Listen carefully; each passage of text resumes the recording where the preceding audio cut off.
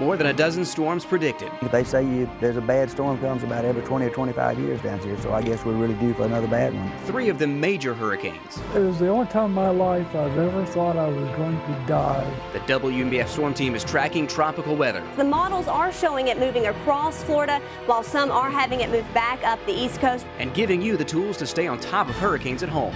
This is the WNBF News Hurricane Week.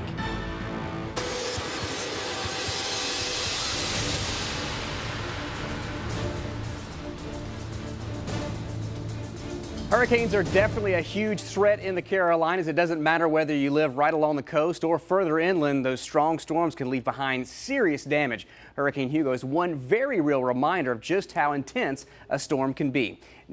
Storm team meteorologist Jamie Arnold is in the studio now with a look at what was left behind when it slammed into South Carolina September 1989.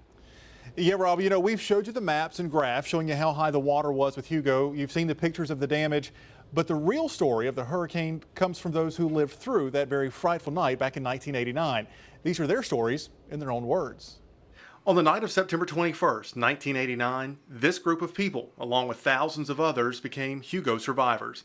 And while the physical signs of the storm are gone, the horror of that storm lives on in their story. There were limbs down, there were trees down. You get over seeing devastation like that. The winds were howling, almost blowing the car this way or that way, and palmetto trees, limbs, trash cans, and all flying by the windshield. It's a wonder my windshield didn't get knocked out. The real scope of the damage was not known until the sun came up the morning after. As soon as we got to the pavilion area where we're at now, we could see that it actually took out half of our buildings and there was nothing left. All that was left was sand dunes. When we woke up the next morning, it was awful. Everybody came together, everybody's out in the yard. We picked up limbs and sticks and pine cones probably for 2 weeks. And the heartache didn't end when the wind stopped. You could almost hear the cry of people on the other side of the waterway not being able to cross the bridge to get in to see the damage. For many, the thoughts of Hugo are still overwhelming. It's like it's yesterday. I can still have the feeling, and it actually makes me nauseous at some points to see what some people went through. And we know a lot of you were here when Hugo hit, and we want to hear your stories from that day. We've set up a section on our Facebook page for you to share your stories of Hurricane Hugo with each other. Live in the Storm Center, I'm Storm Team meteorologist Jamie Arnold for WNBF News. Thanks, Jamie. 2.5 months ago, at the beginning of hurricane season, we told you we would likely see a lot of hurricanes this year. In fact, the National Hurricane Center said that there's a 70% chance that this season will exceed the seasonal averages. Now, here's what an average season looks like. Typically, we're talking about 11 named storms, 6 hurricanes, and 2 of those major hurricanes. Now, so far, we've seen 7 storms, only 1 of which has become a hurricane with Hurricane Emily. Now, while that may seem quiet to you, and we have to remember, we're only 2.5 months into the 6-month season, and so that means we have yet to make it to the peak. Now, that peak will come toward the end of this month and into the first few weeks of September. In fact, more than 80% of the storms form during this period. So from here on out, we're expecting roughly another 8 to 12 storms or 6 to 10 storms, 5 to 9 of those actual hurricanes, and 3 to 6 of those a Category 3 strength or stronger. At the bottom line, we've got a long way to go, and it's still not too late to prepare, which is why we're going to be talking about hurricanes this entire week. All right, when we talk about hurricanes, we use terms like Cat 1 and Cat 5. Those are categories on the Saffir-Simpson scale, and while you probably know a higher number means a more intense storm, you might not know exactly what you can expect from each category. Storm Team meteorologist Marla Branson is in the Storm Center to explain exactly how that scale works. That scale is based on wind speed. A Category 1 storm has winds 74 to 95 miles per hour. Even though it's the weakest hurricane, it can still cause roof damage and widespread power outages. If a Category 2 storm strikes the Grand Strand, you can expect wind speeds of 96 to 110 miles per hour and widespread loss of power. Now, we reach major hurricane status with a Category 3 hurricane.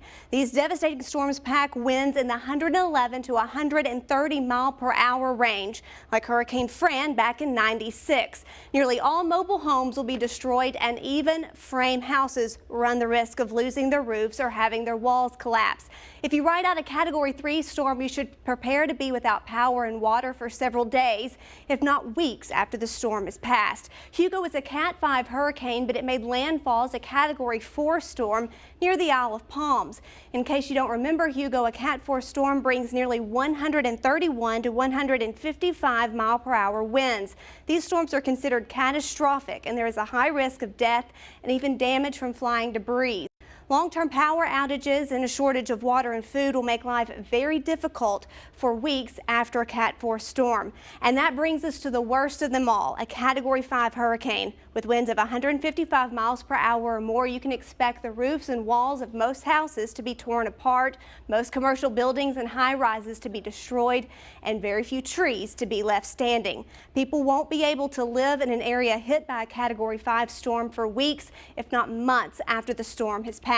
It's important to keep in mind the Saffir-Simpson scale only uses wind speed. Wind is just a small part of a hurricane. Factors like storm surge and flooding from rainfall are very dangerous and should also be considered when preparing for a hurricane. All right, no matter how strong the storm is, WMBF News is letting you keep track of the tropics right from your computer. Tonight, Storm Team meteorologist Andrew Phillips is giving us an online tour of the WMBFnews.com Hurricane Tracker. The WMBF News Storm Team has all the information you need to know every day throughout hurricane season, but you can also follow developing storms from your own computer. This is a look at our hurricane tracker on WMBFnews.com, which lets you track the storms heading our way. To get started, just log on to WMBF News and look for the hurricane tracker link under the weather tab. Once you are on the tracker page, hover the mouse over the word hurricane. A menu will come down with 4 options you can choose from, including the paths of the Hurricane Hunter aircraft and how far strong winds extend from the center of the storm. There is also a tool on the left side of the screen that allows you to zoom in and out so you can closely monitor any tropical weather. The forecast and past tracks option allows you to see where a storm has been and where it's going. The last option gathers all the forecast tracks from different weather models that help give us an idea of where the storm is headed next. To get a first-hand look at what may be headed our way, scroll down on the Hurricane Tracker page, and on the right side you'll see 10 live cameras in the Cayman Islands that you can choose from.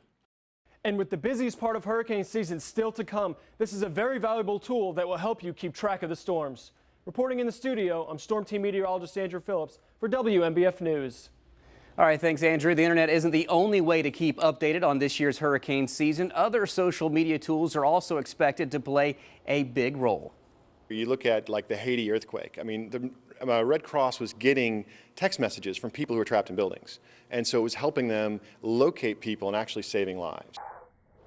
WF News is also using social media to help you keep you safe when severe weather hits. We have a free weather app that gives you live radar. It gives you severe weather alerts and an hour-by-hour forecast all on your phone. You can download it on your iPhone and Android. Just search WMBF. Even if you're not a smartphone user, you can text WMBF forecast to 56376 to start receiving your daily forecast.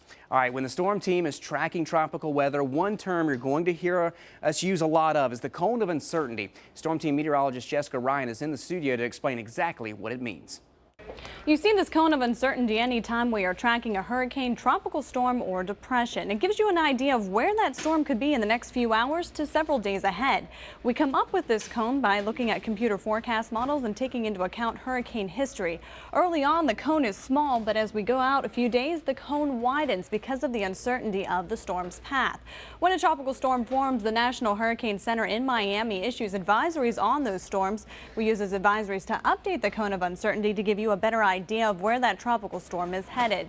You can get a better idea of what kind of damage you can expect if you know where a hurricane is going to make landfall. The northeast quadrant of the storm is the strongest part, which means you want to make sure that hurricane is making landfall north of where you live. The Myrtle Beach area would fare better if a hurricane made landfall near Wilmington, like Hurricane Floyd did in 1999. Now, if a hurricane like Hugo back in 1989 made landfall south of Georgetown or near Georgetown, areas further north like Murrells Inlet, Surfside Beach, and Myrtle Beach would get the brunt of that storm, including the strongest winds and the highest storm surge. Reporting in the studio, I'm Storm Team meteorologist Jessica Ryan, WMBF News. All right, the WMBF Storm Team is always watching the tropics to make sure you and your family know exactly what's happening out in the Atlantic. So make sure you join us back here tomorrow for day 2 of our Hurricane Week special.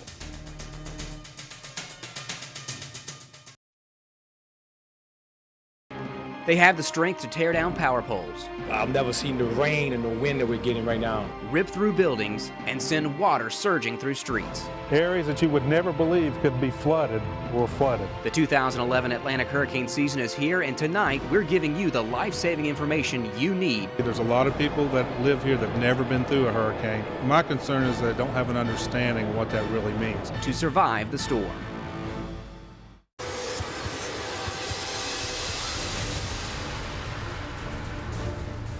Thanks for joining us on WMBF Hurricane Week. I'm Chief Meteorologist Rob Hatchell. Even if you haven't lived through a hurricane, you've probably seen the incredible damage one can leave behind.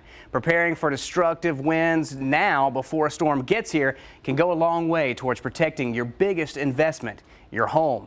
WMBF Storm Team Meteorologist Andrew Phillips has the details on the steps you need to take now. Once wind enters the structure, the chance of severe damage increases. So making sure it can't get in can go a long way to keeping your home and everything in it safe. Permanent storm shutters are the most effective and quickest way to protect your windows and doors, but plywood can also work.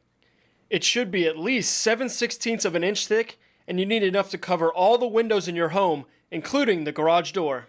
If a hurricane's headed our way, a lot of people will be shopping for supplies to board up. So it's a good idea to get what you need as early as possible.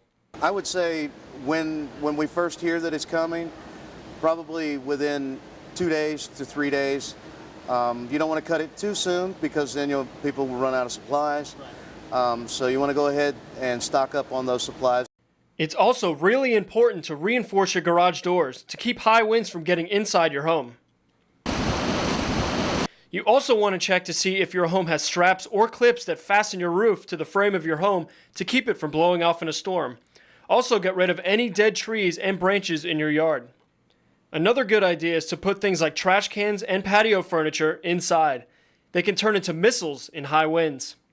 And if you plan on riding out any future hurricanes, building a safe room now could potentially save your life. Reporting in Myrtle Beach, I'm Storm Team Meteorologist Andrew Phillips for WMBF News.